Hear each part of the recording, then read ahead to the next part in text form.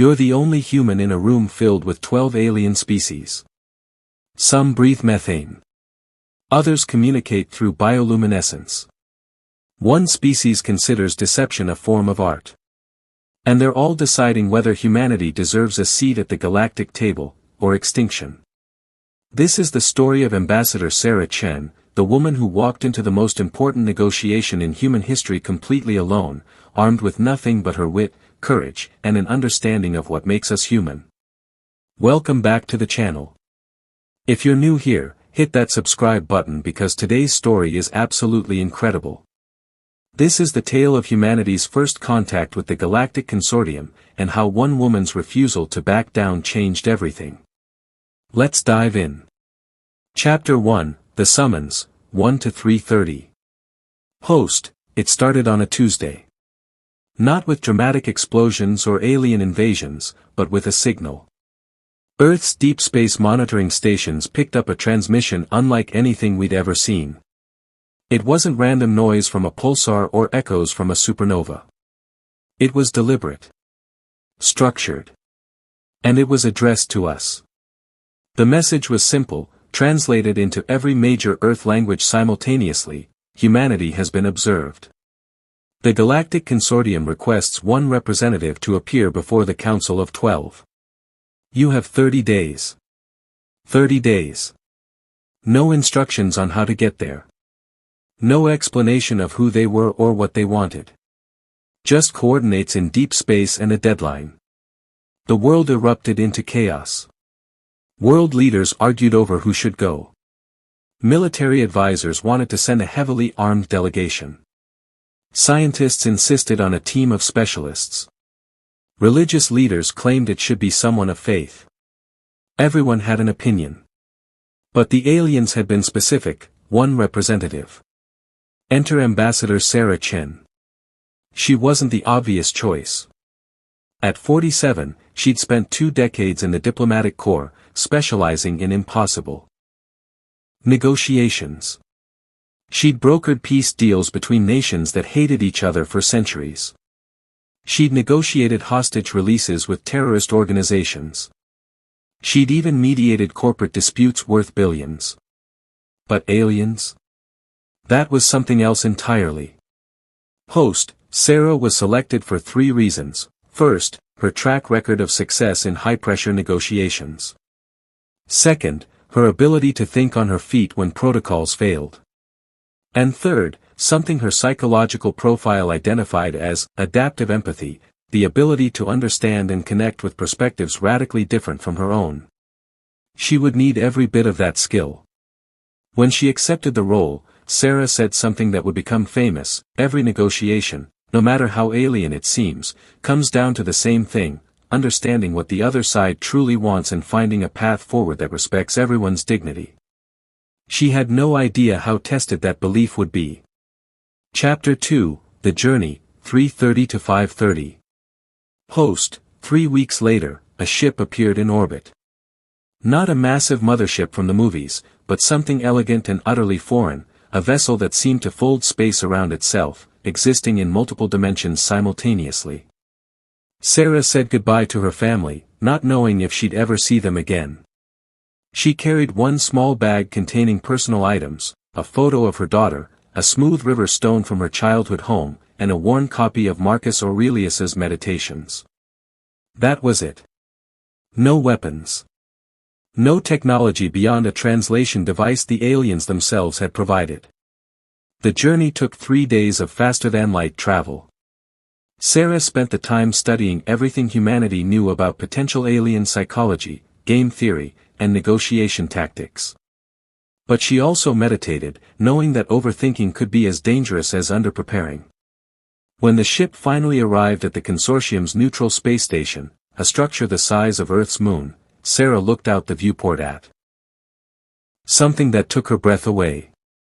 Hundreds of ships from dozens of species, all gathered in this corner of space. This wasn't just a meeting. This was the galactic community, and humanity was knocking on the door.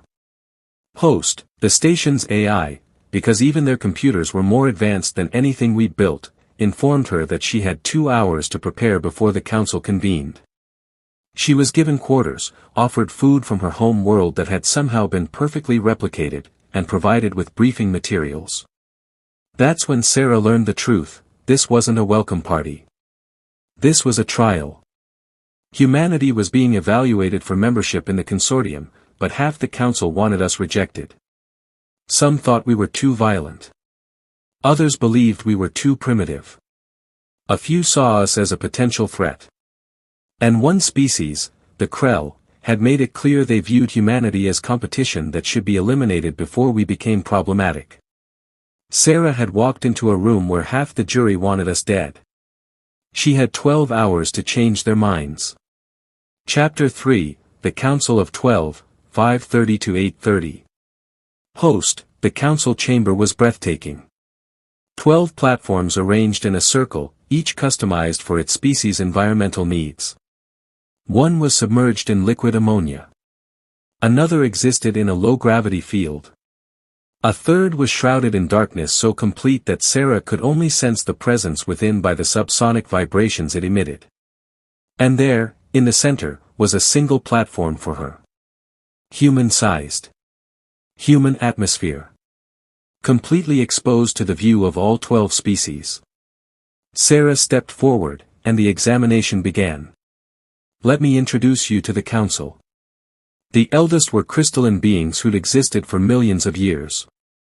They communicated through light patterns and viewed time differently than any flesh-based species. They were the council's historians and judges. The Krell were insectoid warriors from a high-gravity world. They'd conquered their entire star system and respected only strength. They saw humanity's divisions and wars as weakness. The singers were aquatic beings who communicated through complex sonar patterns. They were poets and philosophers who valued beauty and harmony above all else. The Vryn were shapeshifters who considered deception an art form. They distrusted species that couldn't change, viewing rigidity as a fatal flaw. Host: and there were 8 others, each more alien than the last. The collective, a hive mind of millions. The architects, beings of pure energy who built megastructures around stars. The gardeners, who'd seeded life on thousands of worlds. Each with their own perspective, their own values, their own reasons to reject humanity. The eldest spoke first, their words appearing as light patterns that the translation device rendered into English: human. You stand before the consortium as representative of your species. We have observed you for 3 of your generations. We have seen promise and peril in equal measure. Make your case. Why should humanity join the community of civilized species?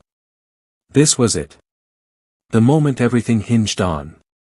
Sarah took a breath and began. Host: she didn't start with humanity's achievements. She didn't list our technology or our art or our potential. Instead, she did something unexpected. She told them a story. When I was 8 years old, Sarah began, I watched my grandmother die. She was a refugee who'd fled war, rebuilt her life in a new country, and lived to see her grandchildren grow up in peace. In her final days, she told me something I've never forgotten: the measure of a species isn't perfection. It's the courage to keep trying despite knowing how far short we fall. The council was silent. Sarah continued. You've observed us, so you know our flaws. We're violent. We're divided. We've nearly destroyed ourselves multiple times. We're young and reckless and we make terrible mistakes. I won't insult your intelligence by denying any. That. Host: the Krell representative shifted, interested now. The Vryn's form rippled with what might have been approval. But you've also seen something else, Sarah said. You've seen us reach for the stars despite knowing we might be alone. You've seen us create beauty in the face of suffering. You've seen us extend hands to those who were once our enemies. You've seen us evolve. Every species in this room was once where we are now. Young. Dangerous. Uncertain. And yet you chose to grow. You chose to be more than your worst impulses. We're asking for the same chance. Chapter 4, The Challenges, 8:30 to 11:30. Host, the Krell representative spoke next, their voice like grinding stone, pretty words. But we have seen your wars. Your weapons that could sterilize your own world. Your hatred of your own kind over trivial differences. You speak of growth, but we see only a species that will export its violence to the stars. This was the moment Sarah had prepared for. But not in the way you might think. You're absolutely right, she said. The chamber fell silent. Agreeing with your harshest critic? That wasn't in any negotiation manual. Sarah continued, we are violent. Our history is soaked in blood. We've committed atrocities we can never undo. But let me ask you something, when did the Krell last go to war? The translation device crackled. We unified our species 4,000 years ago. We have known peace since. After how many wars? Sarah pressed. How many Krell died before your species learned that cooperation was stronger than conquest? The Krell representative was silent. Host, Sarah turned to address the full council. I've studied what little information we could gather about each of your species. Every single one of you has a violent past. The collective consumed 2 of its neighboring hive minds before learning coexistence. The architects' early megastructures destroyed inhabited planets. The gardeners seeded life on worlds where indigenous species already existed, causing mass extinctions. I'm not saying this to accuse you. I'm saying this because growth requires acknowledging where we've been. Yes, humanity is violent. But we're also the species that created the Geneva Conventions. We're the ones who built international courts to prosecute war criminals. We're the ones who, for the first time in our history, have the power to destroy our world but choose not to every single day. The singers spoke, their sonar patterns translated into words. Your species is fragmented. You have no unity. How can you speak for humanity when humanity cannot speak with one voice? Sarah smiled. That's not a weakness. That's our strength. Host, she explained, we have 7 billion individuals with different beliefs, cultures, languages, and dreams. We argue. We disagree. We fight about the right way to live. And yet, when we received your message, those 7 billion people, despite all our differences, made one choice together. We chose to reach out.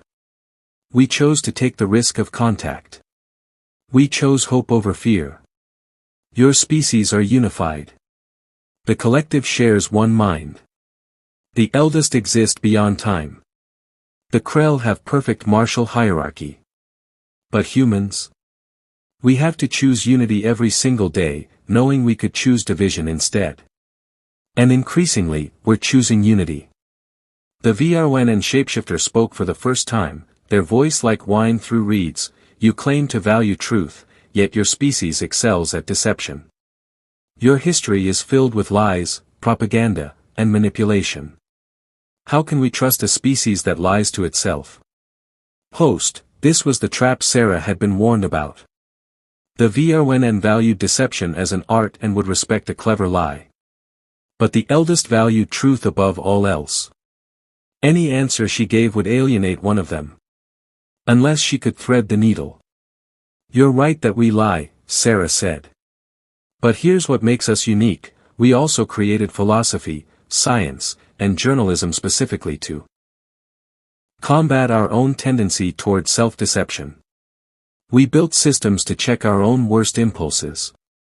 The VRN master the art of deception. But humans? We're the only species in this room that created entire fields of study dedicated to revealing truth, because we know we can't trust ourselves to be honest without help. We're the only species that invented the concept of intellectual honesty, because we understood our own flaws. The VRYNN's form rippled in what the translation device suggested was amusement. Interesting.